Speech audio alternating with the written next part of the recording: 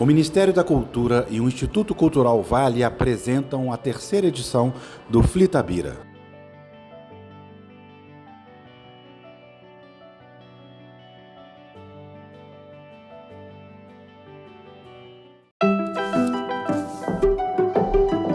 Pode ser o Grupo Corpo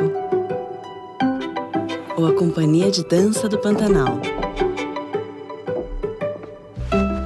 Museu de Arte Moderna de São Paulo ou Arte em Cores. Filarmônica de Minas Gerais ou Programa Vale Música. Restauração do Museu Nacional ou da Cripta da Basílica de Nazaré. Onde tem cultura, a Vale está. Dos projetos que todo mundo já conhece, até aqueles projetos que todo mundo precisa conhecer. A cultura brasileira tem o nosso apoio.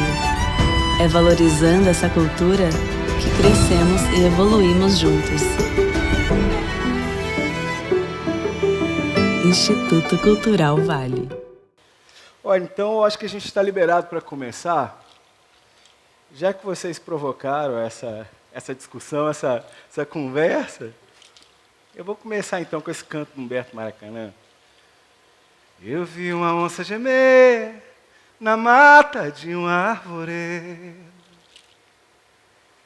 Eu vi uma onça gemer na mata de uma árvore. Olerê, São João, me valha São Pedro, de onça eu tenho medo. Olerê, São João, me valha São Pedro, de onça eu tenho medo. Ó, já sendo aplaudido, já sim, obrigado. Eu vou começar então a contar um pouquinho da minha história, né? Para contar um pouquinho da minha história, eu tenho que voltar um pouquinho no tempo e falar do meu bisavô. E assim, vou contar um pouquinho quem foi meu bisavô, mas assim, contar de ouvir dizer que eu mesmo não conheci meu bisavô. Minha avó contava as histórias do pai dela. Que ele era, como a senhora diz, caipira, né? Ele também era, de coração. E ele trabalhava numa fazenda, ele era administrador, antigamente se falava administrador de fazenda, né? Capataz de fazenda, isso. Ele trabalhava, tinha um senhor que chamava João Leonardo, que era o dono das fazendas, e meu avô trabalhava para esse senhor. Junto com outro senhor, porque eles não davam conta de administrar as fazendas, chamado Joaquim Tobias. E eles foram muito importantes para mim, porque eles eram muito trabalhadores, lidavam com a roça, com o trabalho cotidiano da época, né? E dizia minha avó, que eu sou Joaquim Tobias, o meu avô não, meu bisavô era neto era filho de índia, escravizada. Já o Joaquim Tobias era filho de escravos africanos. Isso a gente está falando já de 1800 e alguma coisa, final da escravidão no Brasil. E o Joaquim Tobias contava uma história para minha avó. A avó está indo e voltando, está atrapalhando alguma coisa? Posso continuar? Ei, maravilha. O Joaquim Tobias contava uma história para minha avó, que nessa época da escravidão, havia duas coisas que deixavam os donos de fazenda bravos. Um, era quando um escravo fugia. Outra, era quando um animal sumia da fazenda, um boi sumia. Aí, o que os donos de fazenda faziam? Eles não queriam saber, não. Eles iam lá na senzala, pegavam um escravo, colocavam no tronco, e batia neles até o dia amanhecer, por conta de um animal que tinha fugido. Ou sumido. Por que sumia? Nessa época, a gente está falando de um Brasil mais rural, mais afastado, com muitas matas. Né? Igual a senhora falou, as histórias de onça são mais de antigamente. Né? Havia uma coisa muito comum, que eram as onças atacar os animais. Muito ataque de onça. Ainda há, né? É isso mesmo. Então, mas o que acontecia? A onça atacava os animais, os bois da fazenda, e quem que apanhava? Os escravos. E eles, sabedores de muita cultura, Eles sabiam que a onça é um animal territorialista, vocês sabiam disso? Onde é que tem uma onça atacando, outra onça não se cria. Não se cria. E eles também, sabedores de várias culturas, sabiam dominar como poucos a técnica dos tambores. Eles tiveram uma ideia. Se a gente construir um tambor que tem um som de onça, a gente roda esse tambor na mata. Por quê? A onça vendo que já tem, a gente salva a nossa pele. Então foi assim que eles construíram esse primeiro tambor aqui chamado tambor onça. Que o som é mais ou menos assim, ó.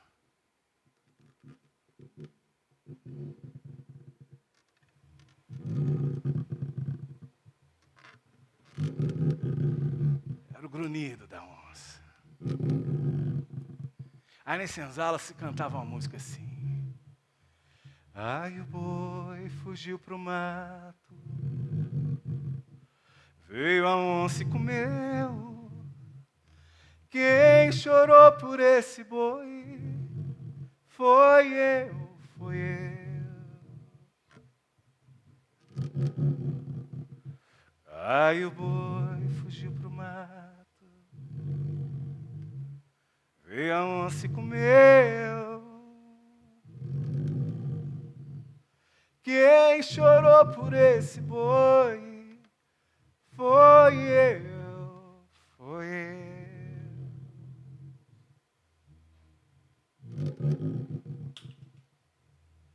Triste, né? E bonito ao mesmo tempo. Então eles corriam esses tambores na mata e com isso a onça verdadeira deixou de atacar. Então eles conseguiram salvar a pele deles. E segundo o seu Joaquim Tobias, com o passar do tempo, não é que os bois voltaram a sumir? Mas e a onça? Aí os donos de fazenda falaram com ele, ó, mas esses tambores e a onça? Que os bois voltaram a sumir. Aí, segundo Joaquim Tobias, os pais dele falaram assim, mas a onça é um animal muito tinhoso, né? Vai ver que ela já descobriu que o tambor era um tambor, não era onça. E nisso sumia o boi mais gordo, a vaca que dava mais leite, o porco mais criado. Aí o que aconteceu? Os donos de fazenda começaram a achar aquilo meio estranho, aí eles mesmos começaram a fazer uma expedição para buscar as onças.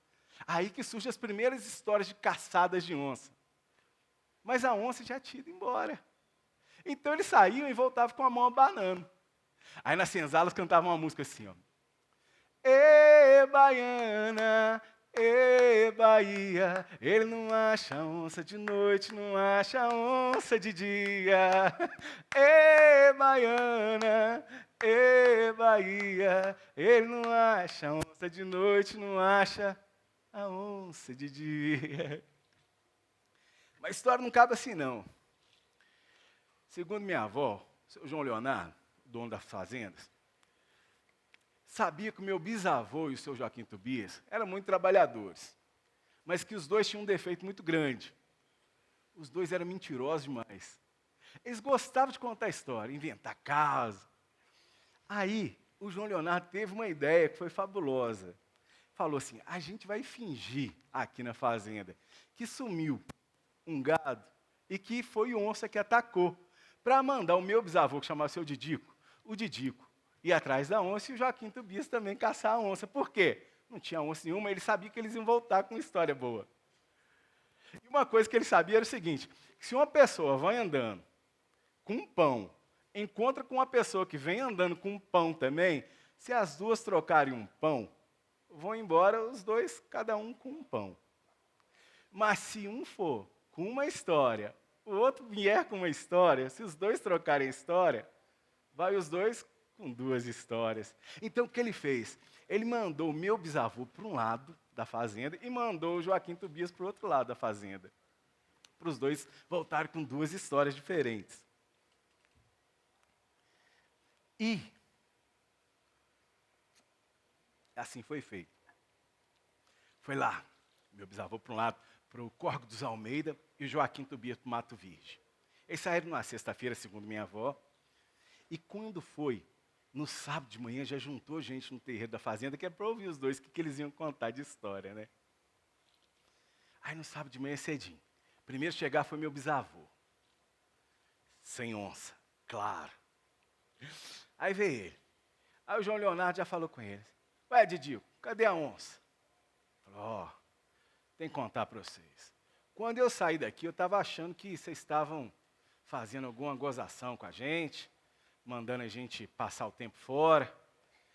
Mas assim que eu cheguei no Córrego dos Almeida, logo quando bateu assim, o sol foi baixando assim, naquela hora da Ave Maria, eu vi do outro lado do córrego, parda, umas pintinhas pretas na cauda, devia ter mais ou menos 1,80 m. Mas eu fui tocaiando ela. Ela não me viu, não. E eu fui, ela foi lá do outro lado do ribeirão. Foi andando. Na hora que a gente chegou, o ribeirão estreitou um pouquinho. Na hora que ela chegou perto de mim, assim, eu fui tirar minha espingarda para acertar ela. E nessa hora, ela parou para beber água. Aí, no que eu tirei a espingarda, eu não sei, eu pisei num galho seco e fez um barulho. No que fez isso, ela me viu. No que ela me olhou, eu achei que ela fosse fugir. Ela mergulhou no ribeirão para atravessar, para vir em cima de mim. Eu não tive alternativa. Peguei a espingarda e fui mirando a cauda dela. E fui mirando. Na hora que ela saiu na margem de cá, eu estava bem pronto para atirar. Não era onça. Era uma mulher com os olhos verdes, um cabelo preto escorrido até a cintura. Estava nua, tinha um sorriso assim meio avergonhado. E foi assim que o meu bisavô conta para todo mundo e contou até hoje, até pouco tempo, que foi assim que ele conheceu a minha bisavó. A história acaba aí não. Vem o Joaquim Tobias, logo depois. Mas Joaquim Tobias aconteceu uma coisa muito estranha, que ele chegou com a blusa toda da manga direita dele manchada de sangue. Aí o pessoal ficou preocupado, né? Porque já sabia que não tinha onça nem nada, mas que mancha essa de sangue. E veio Joaquim Tobias. Ele veio meio pálido, assim, um olhar meio frio. Aí o João Leonardo perguntou, ué, Joaquim, aconteceu alguma coisa? Você machucou? Ele falou, ó, eu nunca mais vou esquecer esse dia na minha vida. Na hora que eu cheguei no Mato Virgem, eu sabia que não tinha onça. Eu sabia que não tinha onça. Sabe o que eu fiz? Vocês estão me enganando? Eu vou enganar vocês. Eu vou deitar aqui debaixo dessa árvore e vou passar o tempo até eu voltar para casa e ganhar um dia de trabalho à toa. Então, diz ele que deitou embaixo de uma gameleira gigante. E no que ele deitou, ele olhou para cima, tinha 2 olhos iluminando ele. Era ela. Mas num golpe só ela desceu da árvore, vum, no chão, e bateu no chão. No que ela chegou no chão, começou a rodear ele. Foi o que a senhora falou, quando vem a onça, não tem São Pedro, não tem Deus no céu, tem Deus na terra, é ele e a onça. Aí ele falou, eu nunca tive tanto medo na vida, seu João Leonardo. Ela veio me rodeando. Na hora que ela veio para cima de mim, só deu tempo de eu tirar meu facão. Na hora que ela levantou o braço e veio grunhindo para cima de mim, eu enfiei o facão no bucho dela. No que eu enfiei o facão no bucho dela, o sangue começou a descer. E descer. Falei, agora eu matei ela. Mas uma coisa que eu não estava contando é que onça é um animal danado de pesado. Ela caiu em cima de mim quando foi morrendo e me jogou no chão. No que ela jogou no chão, eu bati com a cabeça na raiz da árvore. Eu comecei a ver a vista escurecendo. Eu falei, mas não é possível, será que eu estou morrendo também? E ela, com tanto peso em cima de mim, eu não aguentava tirar ela, a vista foi escurecendo, até que eu perdi a consciência, e sufocado com o peso do corpo da onça em cima de mim. Aí quando amanheceu o dia, com as gotas de orvalho, eu fui tirar a onça de cima de mim, fui cobrando juízo, e no que eu fui empurrar a onça, não era onça, era um pedaço, um toco de pau de uma árvore, que estava em cima de mim. Eu fui, tirei a faca, A onça viva eu não trouxe, mas eu trouxe o pedaço de pau. E jogou o pedaço de pau no chão da fazenda. Isso foi a história da fazenda. Só que o Joaquim Tobias contava essa história, ele nunca desmentiu essa história. Nunca desmentiu essa história. O que acontece? Ele contava para minha avó, e o Joaquim Tobias era padrinho da minha avó. E quando ele já estava bem velhinho, ele sentiu que ele estava partindo dessa, ele chamou a minha avó e falou, minha filha, eu vou te dar um socorro nessa vida. Eu vou deixar de presente para você a onça. E deu um pedaço de pau para minha avó. E falou, ó, você nunca vai deixar na vida que alguém desacredite o que você acredita. Se você está vendo que isso aqui é uma onça, isso vai ser uma onça e ninguém vai deixar ninguém te provar o contrário. E deixou aquela madeira para minha avó com esse ensinamento lindo, né? Que história, né? A minha avó contava muitas histórias, me contava algumas histórias também, e sabia que eu gostava de contar histórias também. Em 2009, foi a vez dela, ela partir desse mundo de cá. E ela também virou para mim e falou, filho, sabe aquele toco que tem lá em casa? Você sabe a história dele. É uma onça, ficou na família durante 80 anos, já estava com o seu Joaquim Tobias mais de 20, 30 anos, então é um tronco de árvore muito antigo. Porque o seu Joaquim Tobias, toda vez que ele contava essa história, ele enfiava a faca nessa madeira e tirava um pedaço da madeira para mostrar como é que ele carneava a onça. A história dele já foi inventando muitas coisas assim. E minha avó me deu esse toco de herança. E eu, uma vez, fiquei com ele e eu fui contar essa história numa comunidade quilombola, onde eles cantavam muitos jongos, e um amigo meu, que era um jongueiro, eu contei essa história para ele. Aí ele virou para mim e falou o seguinte, ele viu, eu mostrei o ombro, aí falei, então esse é o pedaço de pau que está aqui na família, não sei o quê. Aí ele chegou perto de mim e falou assim, ô Fabrício, pedaço de pau? Ele falou, não, é o tronco da árvore. Você não está vendo o que é isso não, Fabrício? Que está com você? Não. Aí eu imaginei que ele fosse falar isso, né? Isso é a onça, porque ele é uma pessoa sensível, acostumado com as culturas populares. Ele me dá esse tronco aqui.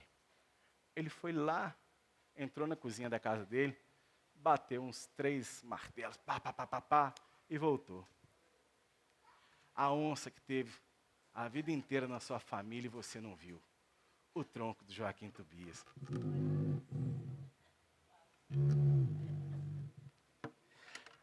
Então tem essa onça na minha família, há muitos anos, eu fico até arrepiado de contar essa história.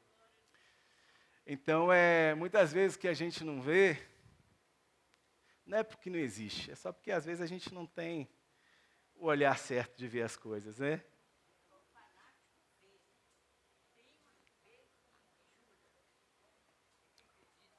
Aí eu vou fazer o seguinte, eu pedi o microfone, porque a gente está gravando, né? Aí, não, pode falar à vontade, ao contrário.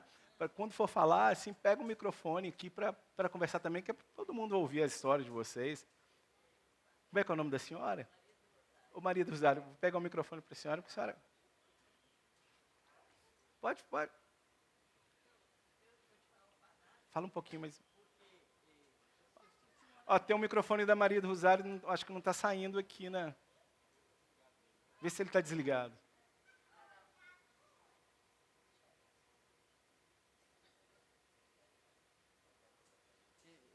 Eu morei muito tempo na roça, né? Sim.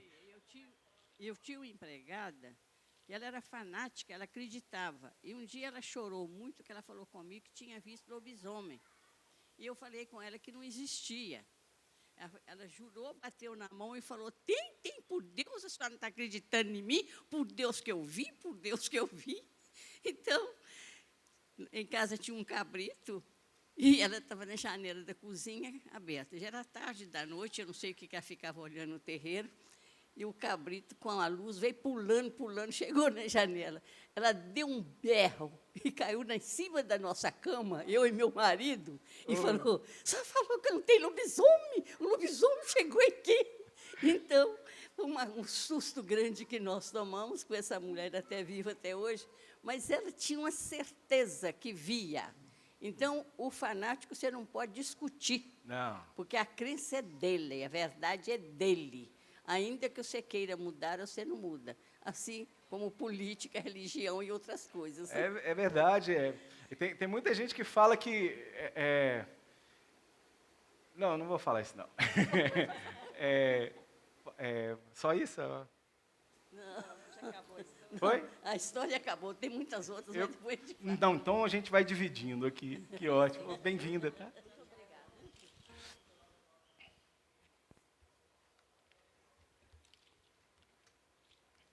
Eu vou fazer o seguinte, eu vou tocar um pouco do instrumento, tocar algumas músicas. Eu vim fazer a apresentação ontem e caiu um pé d'água.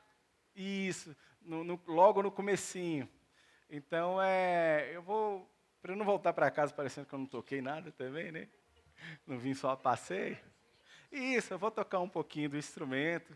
E vocês fiquem à vontade imediatamente para fazer qualquer tipo de pergunta, tá bom? Ah, que ótimo, que ótimo. Depois a senhora conta uma história, tá?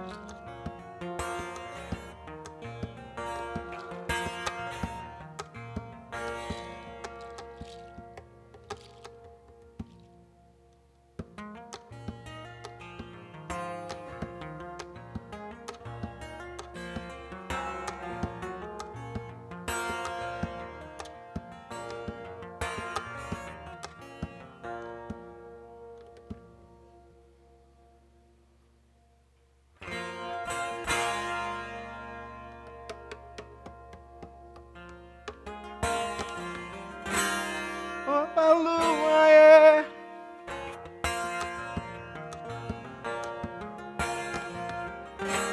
Opa, lua,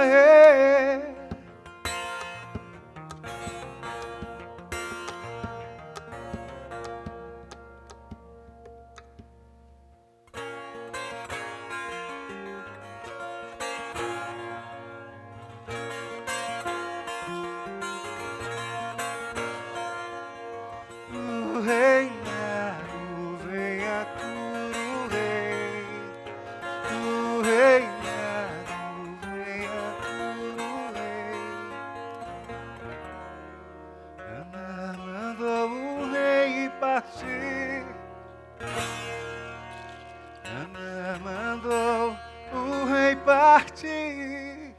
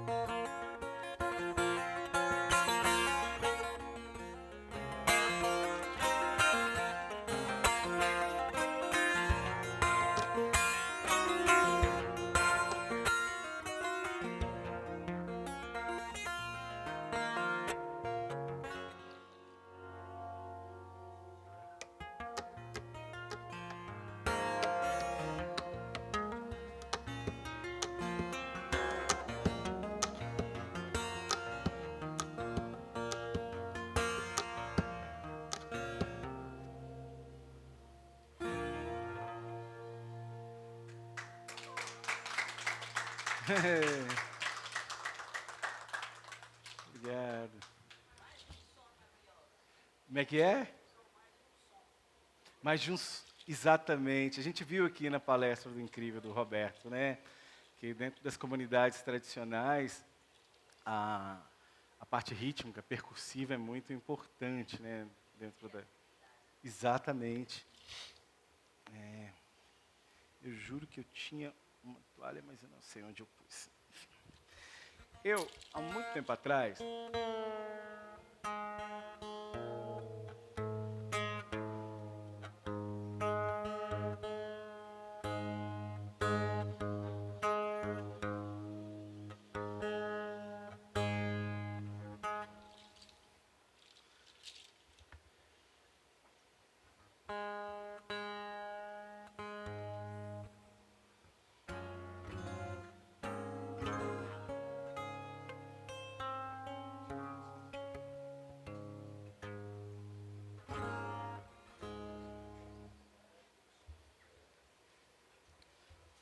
Só procurar uma toalhinha que trouxe.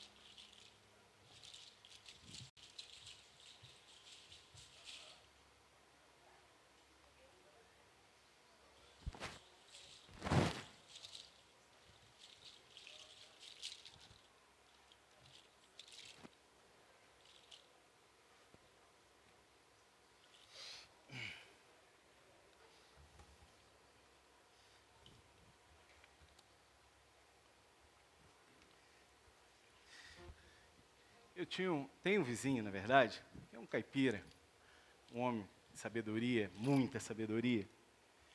Eu falava com ele assim, ô Baixão, chama Baixão até, ô Baixão, é uma coisa, toda vez que eu vou tocar uma música no viola, não sai música de viola, caipira, assim. Você não tem nenhuma dica para me dar, não? Conta essa história porque tem um grande compositor aqui. Aí falou, Fabrício, seguinte... Você compõe uma música na viola, assim, essa coisa mais sertão, você tem que ouvir os passarinhos. Então você faz o seguinte, você entra no meio de uma mata dessa e escuta um passarinho cantar. Eu gostei da dica dele, né? Peguei essa violinha, entrei numa mata que eu tenho lá perto de casa e fiquei escutando os passarinhos cantar. O primeiro passarinho que chegou para cantar foi um currupião. Vocês já viram como é que currupião canta? É um canto que não tem cabimento de quanta nota que tem. Aí começa assim. Ué, mas é o jeito, né? Tem que aprender. Então eu peguei a violinha e comecei.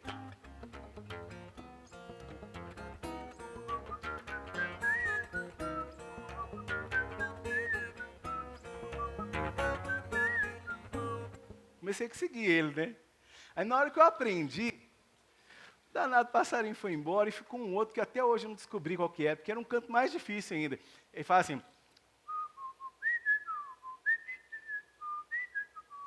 Vocês chegam a reconhecer que passarinho é esse? Aí fui eu atrás com a viola.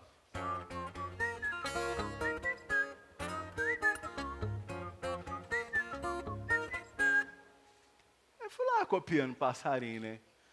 Aí eu vou cantar aqui essa música que o passarinho me deu, que é essa aqui, ó. O primeiro que é o currupião, né?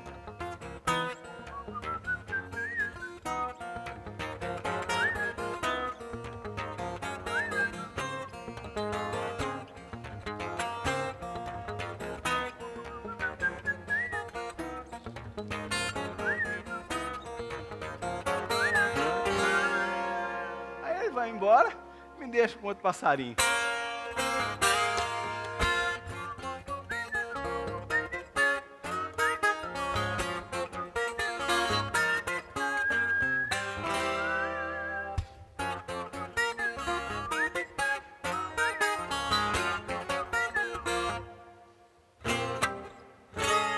Ei.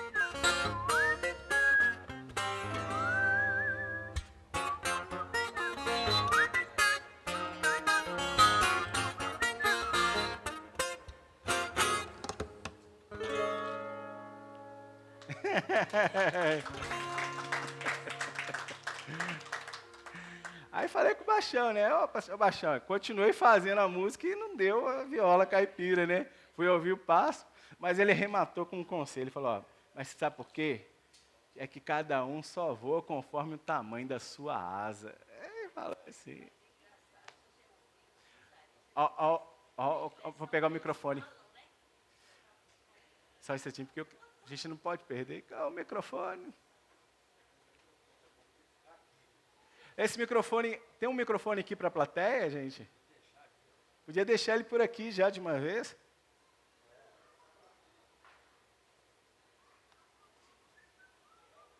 Ó.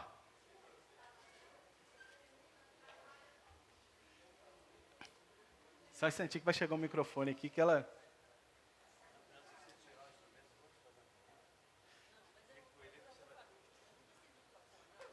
Não, eu acho que precisa, sabe por quê? Eu tenho medo de atrapalhar a gravação, porque eles estão fazendo uma gravação. Aí, ó. Ih, chegou lá. Com a viola, tá.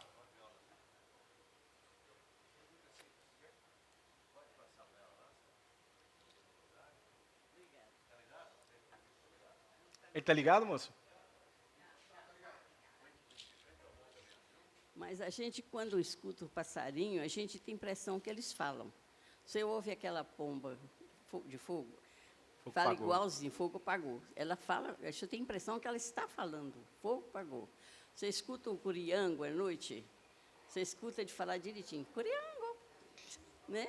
É incrível. O sabiá, quando fala, tem hora que eu gosto muito de observar isso. Sim. Eu vejo, encontro palavras. Tem hora que um dia eu falei assim, gente, esse sabiá está fazendo só assim, 3 e 4 são 5, senhora, 5 e 4 são 5, senhora. Então, a gente entende, se a gente quiser, a gente entende o cantar como um lamento também, né? É igual você um cachorro, você sabe quando ele está alegre, quando ele está triste, quando ele está raivoso. Mas isso são culturas de quem observa e quem vive muito no interior, né? Para o pessoal da cidade, não tem nem tempo nem como, né, observar essas coisas da natureza. Quase nem tem passarinho na cidade, né? Também. Não sabe, a gente que é acostumado com isso, a gente distingue o canto de cada passarinho, né? A gente sabe quando é um bem-te-vi, quando é um sabiá. O bem-te-vi, então, quando ele domina, né? Isso. Ele domina todos os outros. E cada um tem um som. Geralmente os pássaros também fazem muita companhia ao homem do campo, né? Você fala muito bem-te-vi, eu sempre lembro quando você está trabalhando na terra, assim, vai envolvendo a terra por conta das minhocas, sempre pousa um sabiá, por causa que, né? Porque gosta de mexer na terra. Então os pássaros são muito companhia. E tem diferença, né? De um sabiá para o outro, o canto é diferenciado. Diferenciado. Né? Tem muita coisa assim boa para a gente ficar distraindo quando está só. Isso, obrigado, tá, pela participação. Alô, tudo bem. Ei, professor. Professor, você começou com essa viola do Levi Ramiro. Ela é construída por um luthier chamado Levi Ramiro. Isso, figuraço. Pirajuí. Isso, instrumento com vários elementos modernos, né, fica com a afinação perfeita. Que te deu possibilidade de você baixar uma corda aí, fazer a oitava dela. Isso foi muito bom. Isso. Que afinação que você estava antes e que afinação que você ficou depois. Tá bom. Essa afinação, eu tenho tido muita sorte, gente. Você tem duas possibilidades na vida. Ou você é muito bom ou você tem muita sorte. Eu tenho muita sorte. Então, eu tenho viajado bastante. Obrigado. Eu tenho viajado bastante. E, há um tempo atrás, eu fui para a Argentina e eu fui tocar, eu fiquei um mês tocando na Argentina, mas tocando mesmo, tocando em várias cidades. Eu só não fui na grande Buenos Aires, aquela Argentina mais cidade, né, mais cosmopolita, fui mais para o interior, de Santa Fé para cima, Rosário, Salta, Jujuy, vários, nem lembro. E eu fiz muitos amigos, eu tive muitos contatos com os músicos de lá também, que tocam instrumentos tradicionais. E eu fiquei encantado com o instrumento, em Salta, que é um instrumento chamado charangon, e um instrumento chamado ronroco, que a gente chama de ronroco, mas eles não gostam que a gente fale assim, mas eu também não sei falar o nome original. Que é um charango. Charango, vocês conhecem o charango? É um instrumento muito típico, você vê muito peruano, boliviano, um instrumento bem pequenininho, assim, que se toca muito rápido. Então, esse instrumento me encantou. E ele tem uma similaridade com a viola, que a afinação dele também, ele se utiliza 5 ordens de cordas duplas, igual a viola. Tem um charangon de cordas de metal também, mas eu gostei mais da corda de nylon. E eu adorei a afinação deles. Então, o que eu fiz foi... primeiro, eu adquiri esse instrumento, comprei um e comecei a tocar. E essa afinação, eu comecei a compor várias músicas. E essa afinação também, que tem uma ancestralidade indígena na América Latina, me pegou. E eu fui e falei, poxa, eu vou passar essa afinação para a viola. Então, o que eu fiz foi isso. Nessa viola aqui, eu utilizo essa afinação. E um outro instrumento que eu conheci quando eu estava tocando, na verdade, no Chile, mas ele não é chileno, ele é venezuelano, ele chama quatro venezuelano. Ele tem uma afinação também muito particular, que a corda mais grave não é na parte alta do instrumento, é no centro do instrumento.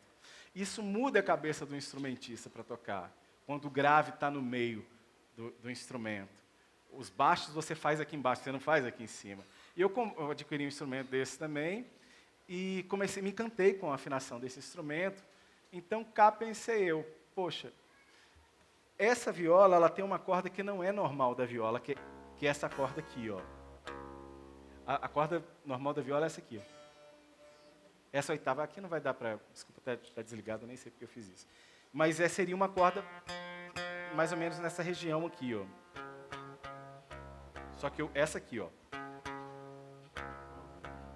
Só que eu toco ela uma oitava abaixo. Eu tive essa ideia por conta do 4, que eu estava tocando 4 também. Eu falei, se eu colocar o grave numa região mais baixa do instrumento também, e ela cria um corpo maior, geralmente eu toco sozinho, então foi mais ou menos isso que eu fiz. As duas afinações são... Porque eles também modificam a afinação lá também.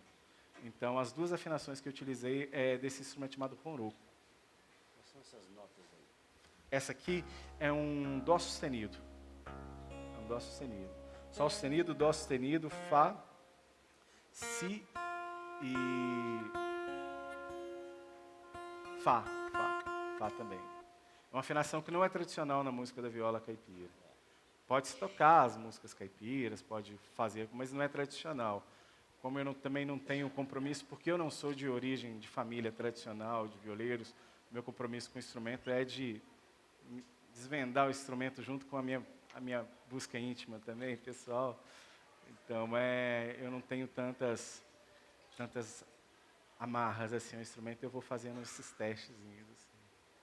Assim. Ficou nítido na quantidade de acordes alterados que você fez o tempo todo, os compassos e tudo, ficou claro que o seu trato com o instrumento e com a sua música é pessoal, particular e é íntima, né? Muito bom. Isso. Obrigado pelo elogio. Tem uma pergunta lá atrás também. Gente, o pessoal mais de trás, se quiser chegar um pouco mais para frente aqui, tem bastante espaço aqui também, tá? Porque pode ver mais de perto também o instrumento, é um instrumento belíssimo, dá para ver as funções. Tá? Boa tarde, todo mundo. Boa tarde. É o seguinte, pode ser 2 perguntas, né? Claro. Eu já estou invadindo o espaço mesmo.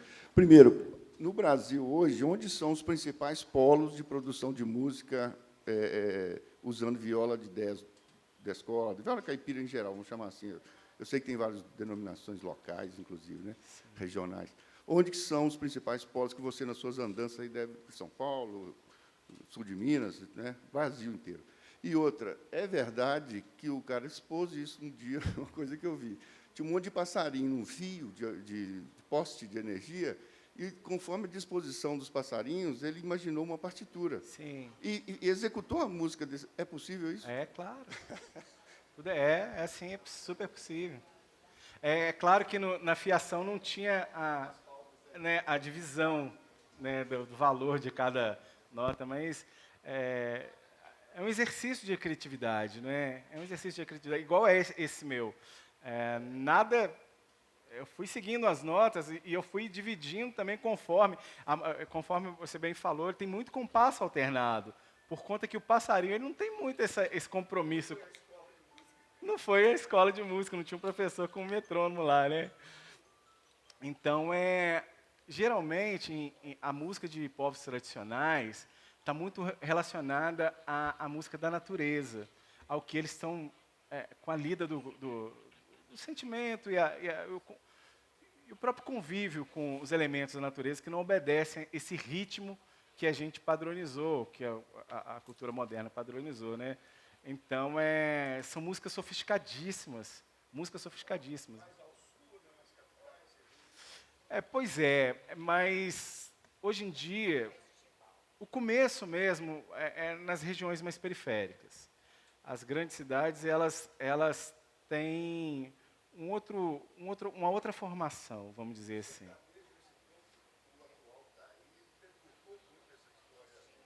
Ele transformou porque ele vem de uma outra origem, ele tem um outro cotidiano, né? A relação dele com o tempo é diferente. Então, quando você lida com esse tipo de inspiração e com esse tipo de convivência, seja do sagrado, seja material das aves, dos animais, enfim, você tem uma outra experiência em relação ao tempo. E o tempo cronológico e o tempo da música também, né? Então, essas músicas, no meu modo de ver, assim. E a outra sua pergunta, assim, dos polos. O Brasil, ele é todo. O Roberto Correia, que exímio, né, professor violeiro, que deu uma palestra aqui antes de mim, o Ivan também, eles têm todos esse mapeamento de onde acontece, eles fazem um trabalho muito sério em relação a isso. A minha experiência é pessoal, é de onde eu tive. Eu não sou pesquisador, eu sou um músico que vive por aí. Então, eu tive muito contato com a viola na região nordeste do Brasil, no sudeste do Brasil também. No sul tem, mas é uma outra viola, que é a viola que o Roberto até falou aqui do fandango. O Brasil ele é todo espalhado de viola. Mato Grosso tem uma influência da música paraguaia, das fronteiras, a viola de coxo. Então, cada região do Brasil, vocês viram na palestra do Roberto, né, se utiliza um tipo de viola, praticamente, por condições tradicionais, e um tipo de afinação também, né? Que também não havia um método, então as pessoas criavam suas próprias afinações conforme dava. As pessoas iam afinando. A viola, geralmente, a afinação da viola é uma afinação num acorde aberto. O que significa isso, para quem não toca a viola? Você bate a mão no instrumento, já sai um acorde sem precisar colocar a mão no instrumento. Isso facilita muito. Na cultura africana, muitos instrumentos eram assim, diatônicos, que tinha uma escala que tudo que tocava dava certo. E a viola tem esse papel. E o meu modo de compor é muito parecido com isso. Se você entrega um instrumento para uma criança, como é que a criança lida com o som do instrumento? É na tentativa, ela vai tocando, vai achando bonito, vai fazendo isso e toca aquilo. Ela não tem compromisso com escala, ela tem compromisso com lúdico. O que aquilo provoca nela. E o violeiro tem muito disso também, né? O violeiro ele vai tocando conforme o som vai movendo ele também, né? Então, acho que... desculpa, é porque a gente está usando... O pessoal está gravando e tem que usar o microfone aqui. Primeiro que você está pondo na prática, na sua música, na sua arte, o que o Krenak falou ontem. Sim. Nós somos parte da terra. Sim. Você está usando pássaros, mas podia estar usando galhos de árvore, frutos e frutas, sei lá. Sim, na verdade, peixes. aqui também tem umas sementes, né? Tá bem. Aqui também tem umas sementes que é de uma comunidade Pataxó. Eu ganhei essa semente de uma pajé. que são sagradas, que eles utilizam em rituais de cura, de dança. Existe muito essa mistura, né, dos instrumentos. A madeira, né, que é uma árvore, aqui é uma semente, é uma cabaça, é um fruto. Isso. Isso é uma viola feita numa cabaça. É uma viola... Sim, é uma viola feita numa cabaça. E como cada cabaça cresce de um tamanho, cresce de um jeito, cada viola de cabaça tem um tamanho diferente. Tem sim. Essa vem da abóbora d'água. Da abóbora d'água. Então, ela quando seca, ela muda de nome, vira cabaça. Vira cabaça. Agora, tem redondas, tem comprida, tem em forma de coração, em forma quase de uma cuia. Uma anca. De uma anca, exatamente. Né? Isso é da cultura africana. Isso, antigamente, era um alimento das pessoas que atravessavam territórios.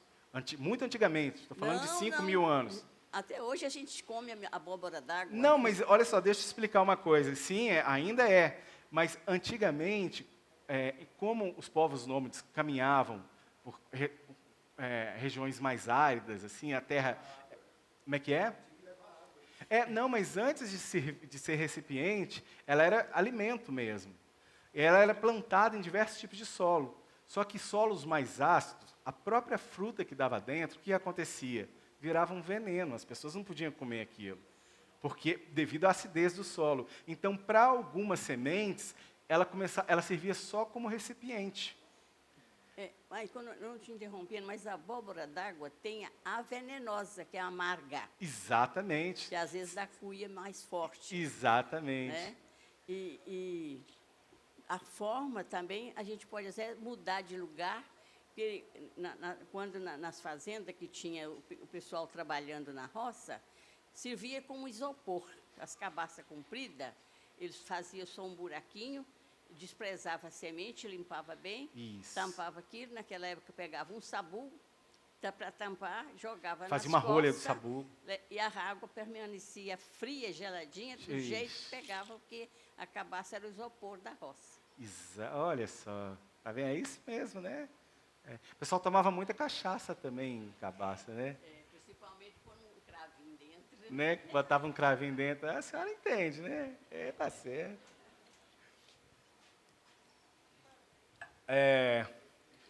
Essa viola aqui já é uma viola mais tradicional.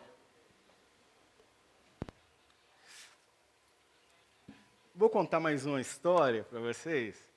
Uma história que aconteceu comigo lá perto de casa. Vocês lembram que eu falei do meu vizinho, né, do Bastião Antero, um vizinho que eu tenho lá, caipira, desse conhecedor das coisas. Eu fui criado com minha avó, mas quando eu era pequeno, num sítio. Logo depois eu fui para a cidade para poder estudar, e esse cotidiano, a lida mesmo, assim, eu não presenciei. Eu fui mesmo voltar para a roça depois que eu fiquei grande. Eu tive a oportunidade de ter uma rocinha minha. E quando a gente, depois de velho, muda para uma roça, vamos ver se vocês acompanham. Qual que é a primeira coisa que a gente arruma quando vai para uma roça? Quem sabe aí? Não. A água já está lá. Quando a gente vai mudar para a roça, é um cachorro. Né? Porque um cachorro faz companhia, o cachorro avisa a pessoa que está chegando. Geralmente é companhia mesmo, porque o cachorro ele é danado, ele ajuda defesa, te ajuda a campear. Então eu arrumei um cachorro para ficar comigo lá. A segunda coisa que a gente arruma quando está para a roça, vai morar na roça, e que todo mundo tem, não tem uma pessoa que não tenha. Quem?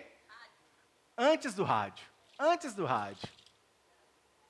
Quem tem uma casa tem. Você tem. Lamparina. Um vizinho, gente. É um vizinho, todo mundo, não adianta. Você pode morar numa roça, você pode morar distante, mas você tem um vizinho. Mas às vezes a roça é grande, o vizinho fica muito longe. Mas tem um vizinho. Sempre vai ter um vizinho. E o meu vizinho era o Bastião Antero.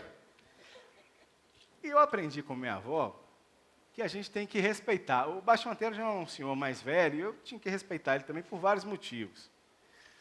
E aconteceu com o meu cachorro, eu não sei o que foi, eu estava morando de pouco, o meu cachorro, aconteceu dele amanhecer com a boca espumando. Eu nunca tinha visto aquilo, esse cachorro que eu arrumei. Esse cachorro vira-lata de roça.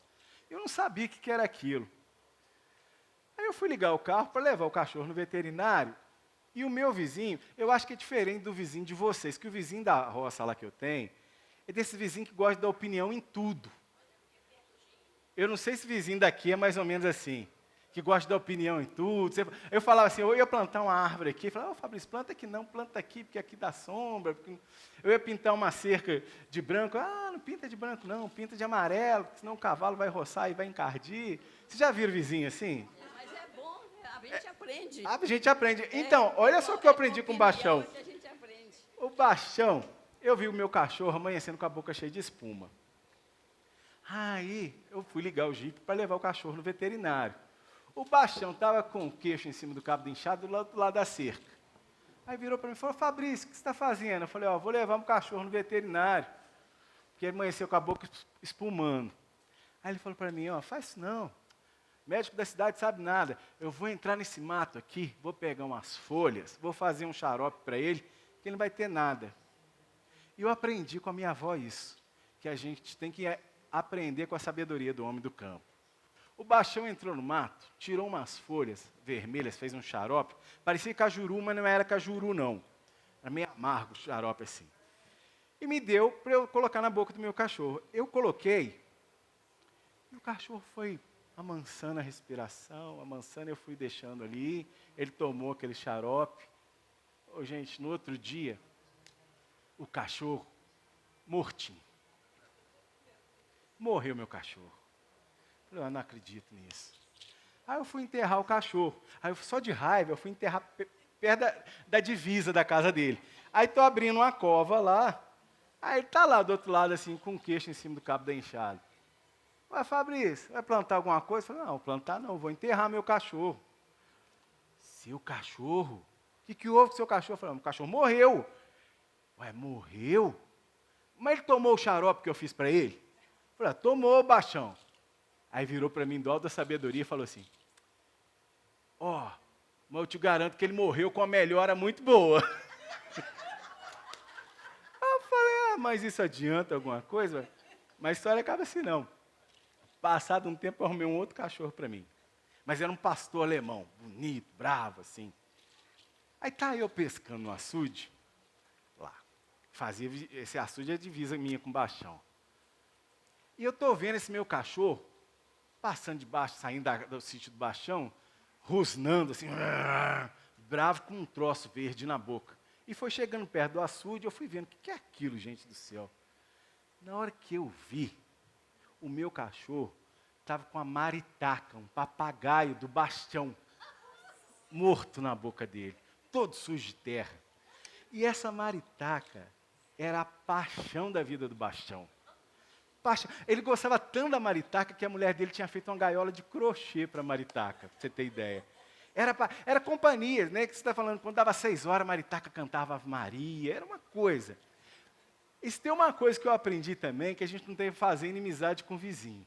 É a pior coisa do mundo, né? Aí eu falei, gente, como é que eu vou lidar com isso que meu cachorro comeu a maritaca do Baixão? Aí eu tive uma ideia. Falei, eu vou na cozinha, peguei um guardanapo, um pano de prato, limpei a maritaca, está toda suja, chama Vanderleia a maritaca. Limpei a Vanderleia, deixei ela limpinha.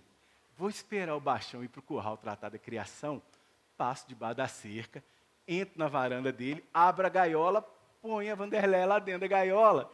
Porque quando o Baixão voltar, vai olhar a maritaca morta e vai pensar, morreu de morte natural. Eu me salvo dessa. Aí fiz isso, limpei ela, o Baixão saiu, eu passei debaixo da cerca, fui lá abrir a gaiola. Coloquei a Vanderleia lá dentro. E voltei, fiquei pescando lá, esperando. Aí estou ouvindo o Baixão voltando, eu falei, lá vem ele. Aí voltou. Na hora que o Baixão chegou e viu a Vanderleia, lá de longe eu vi, ele botou a mão na cabeça. Ele botou a mão na cabeça e começou a balançar a cabeça assim. Eu falei, pronto, já viu a Vanderleia. Aí eu, como quem não quer nada, como um bom vizinho, vou perguntar o que aconteceu, né? Baixão, aconteceu alguma coisa, Baixão? Aí lá de longe, Fabrício, você não vai acreditar. Eu fui chegando perto.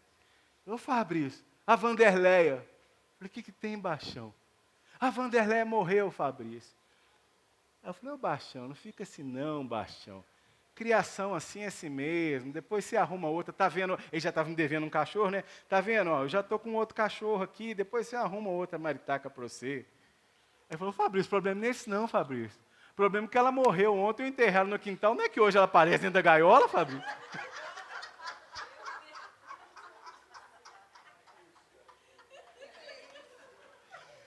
Aí eu falei, baixão, nós estamos precisando rezar pro lado de cá.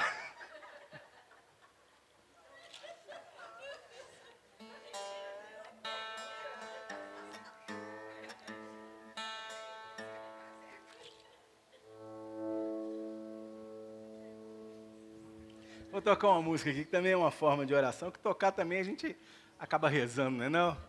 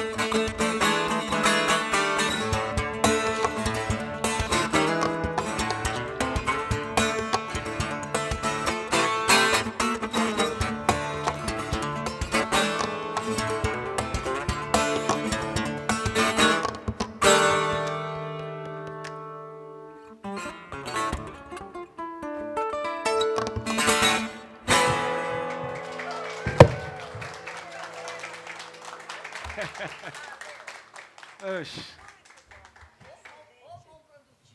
Eita. Ô, gente, eu acho que é isso, né? Eu acho que eu preciso falar só um pouquinho, sobre essa coisa da cultura africana. Eu venho de uma cidade, a minha cidade chama Juiz de Fora, tem mais ou menos 540 mil habitantes. É uma cidade polo da Zona da Mata, fica na região da Zona da Mata Mineira. Em torno de 140, se não me engano, 147, 148 cidades, dentre elas, da Zona da Mata, dentre elas, eu acho que 128 tem menos de 20 mil habitantes. Ou seja, minha cidade é uma cidade que cresceu de fora para dentro. As pessoas das cidades vizinhas foram construir a minha cidade. Quando isso acontece, é um processo quase de desenraizamento cultural. Porque as pessoas deixam seus lugares, suas tradições familiares e vão se formar também junto com a cidade que está sendo criada. Uma cidade, eu acho que de 147 anos. E a cultura dessa cidade, por ser uma cidade que foi construída nesses modelos, se você fizer uma busca na minha cidade sobre comunidades tradicionais, danças, cantos, toques de viola, você não vai encontrar muito. Porque é uma cidade que se deu como muitas cidades nesse país afora. Ela se deu pela cultura do rádio, da televisão. Né? A informação que se chegava foi depois da década de 60, com essa eclosão das duplas das violas caipiras. Né? Então, os violeiros na minha cidade tinha viola. Mas os violeiros eles foram muito conduzidos por essa questão do que se ouvia no rádio, do que se era produzido nos LPs, que eram gravados de música de viola. Então, isso traz quase um perigo, que é uma estética cultural, vamos dizer assim. Por quê? As duplas, em maioria, eram formadas por quê? Por homens. Os homens cantavam com uma extensão de voz muito alta. Eu estou falando das duplas que gravavam discos, né? Uma extensão muito aguda. E mais de 90%, que é talvez o meu modo de ver que seja mais nocivo, era composta por homens brancos. Então, o que acontece com isso? Há um distanciamento de quem não pertence a esse tipo de padrão estético. Então, os violeiros que começaram a surgir na minha cidade, em vários locais do Brasil, obedeciam esse tipo de padrão. Não que nas comunidades periféricas tinham outros tipos de... Mas o violeiro do disco era esse. E havia o meu mestre de viola, que foi um senhor que me ensinou a tocar viola. A minha cidade também, ela faz vizinhança com várias fazendas bicentenárias da época da escravidão. Então, esse povo também veio migrando para a minha cidade. O violeiro que me ensinou tudo na vida, ele era contador de história, ele era rezador, era violeiro, era o violeiro mais importante da minha cidade. Só que ele era um senhor neto de escravos, um senhor negro, cantava sozinho, tocava viola sozinho, não obedecia o padrão da indústria. E ele vinha com uma frustração muito grande, ele falava comigo, e a gente entrevistou ele, registrou igual o Roberto mostrou para vocês, que ele tinha um sonho de ser caipira, mas ele nunca teve a capacidade. Ele chamava Antônio Macário. Mas essa capacidade era por conta disso, que ele ia tocar no rádio, as pessoas não deixavam, porque ele tinha uma vozinha rouca. Ele tocava viola sozinho. Né? Então, a música de viola, ela ficou presa a essa estética. E eu, já sabendo disso, já com consciência disso, eu fui me desprendendo dessa estética da viola, do disco. E comecei a pesquisar as músicas das comunidades em volta da minha cidade. E como fazendas bicentenárias de escravos, a cultura do tambor era muito forte na minha cidade. Então, eu também comecei a investigar as músicas de tambor, que se tocava nas músicas de tambor. E quando você entra na música de tambor, você entra em vários aspectos, religioso, cultural, enfim, de vários sentidos. E eu comecei a investigar muito por isso, e comecei a transpor para um instrumento, viola, que é o meu instrumento de ofício, algumas técnicas. Né? Por exemplo, isso que eu toquei aqui agora.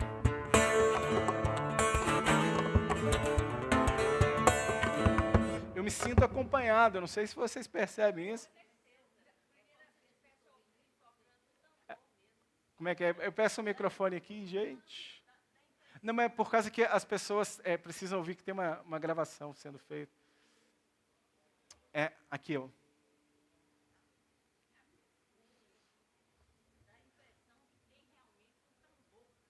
Uma impressão que tem um tambor. A gente não lembra que, se não tiver, a gente acha que você está acompanhado. Está acompanhado, então, né? você criou duas mãos, com dois modelos. Um com a coisa e outro de tocar. De tocar. Já há um tipo de toque em viola que utiliza sempre o toque no instrumento também, a madeira. A senhora falou uma coisa que eu criei, isso já existia. Não dessa forma, de tocar, se fazer acompanhado de um tambor como instrumento musical também. É a mistura do toque... Incrível. Que passei... Mas ouvindo... ela coloca a semente.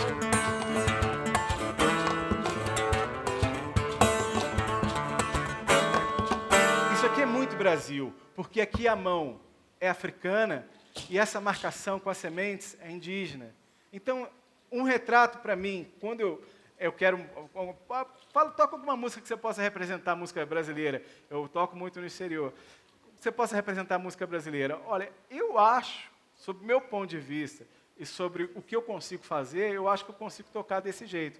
Então, eu levo um pouquinho da cultura indígena, das marcações, levo a mão africana na viola, e assim eu costumo mostrar um pouco dessa síntese, dessa formação da nossa identidade cultural, da mistura das raças, né? Ouvindo é uma outra coisa, né? Vendo é... Mais uma perguntinha para a cultura nossa aqui. Claro, claro.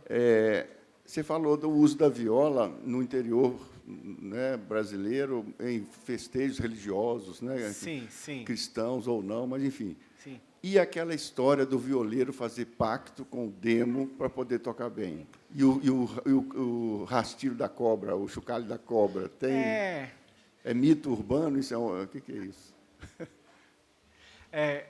Isso eu vou responder rapidinho, porque a gente está encerrando a nossa apresentação. Isso tudo faz parte de uma construção social, né? Essa história do pacto, ela transcende ao continente, né? Você escuta pactos na América do Norte, você escuta pactos na Ásia, você escuta muitos disso aqui. De fato, não ia demorar a chegar aqui. Aqui no Brasil, a viola, e eu penso nisso, eu utilizo a viola também com esse valor simbólico do encantamento. O encantamento, eu digo nessas duas formas. O encantamento, isso que eu propus a vocês agora, quando eu contei a história do tambor, é um certo maravilhamento, né, que tem uma comunhão entre o violeiro, o instrumento e o público. Há um outro tipo de encantamento que é de ordem pessoal, íntima, que é o meu ponto de vista, que é a minha relação com o meu instrumento com o sagrado. É o momento onde estão as minhas crenças, onde estão as minhas influências, onde eu consigo conectar e fazer essa ponte, a transição do mundo material para o mundo espiritual. Então, às vezes, o que eu quero propor, não agora, porque aqui é uma conversa quase com vocês, mas nas minhas apresentações, é esse transe, é esse elemento transitório desses mundos, e que a viola é essa minha ponte. Então, eu quero propor que ela seja esse elemento também religioso. E a gente vê que a viola, na construção dela, por meio da folia de reis, ela já obedecia esse processo, né, religioso. Ela era esse instrumento. Mas eu estou trazendo agora a soma desse elemento da cultura africana, com outras crenças, outro tipo de toque, outro tipo de transe, outro tipo de convívio com o sagrado. Por conta da região que eu moro, das experiências que eu tive e do que eu consigo propor com o instrumento. E para encerrar, eu vou fazer uma música que esse meu mestre sempre me ensinava, pode ser então, para encerrar? Ensinava, que ele falava assim para mim, deixa eu ver se está não.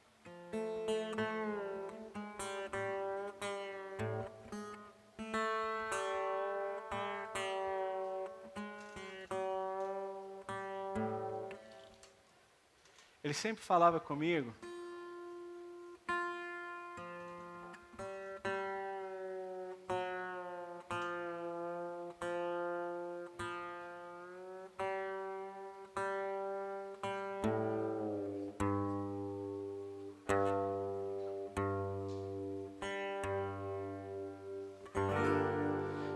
ele falava assim comigo, Fabrício, faz para mim na viola uma boiada bem brava. Eu falei, mas como é que eu vou fazer isso? Dá seu jeito. Aí eu tocava mais ou menos assim para ele. A boiada ia se chegando.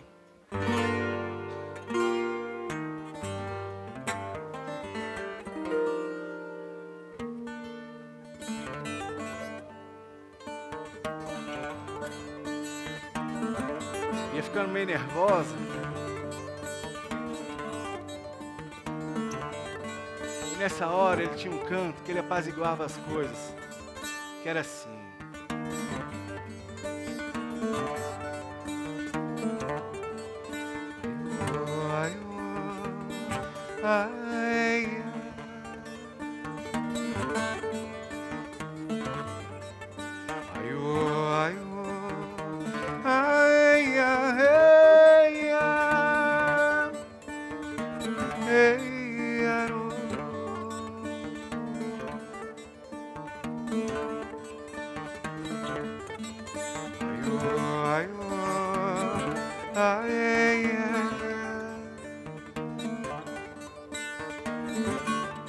Aiô, aiô, ai, am, hey, am, hey, arô.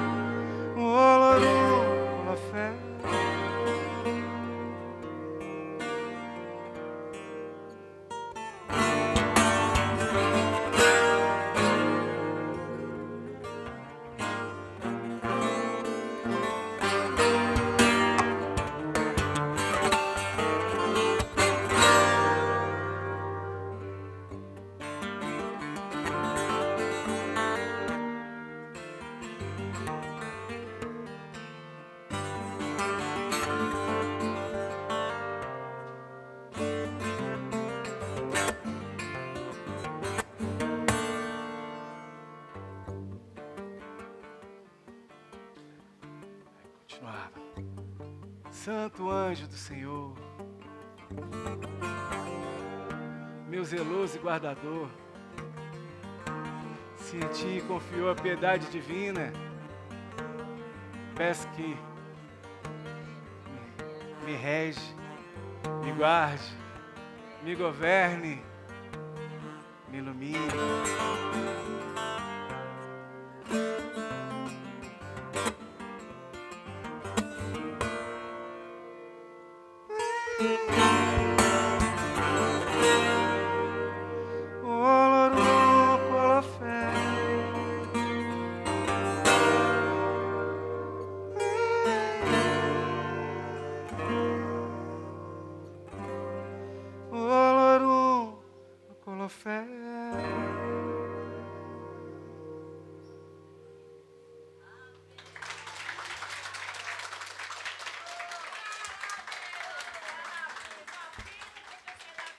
Oxi. Ei.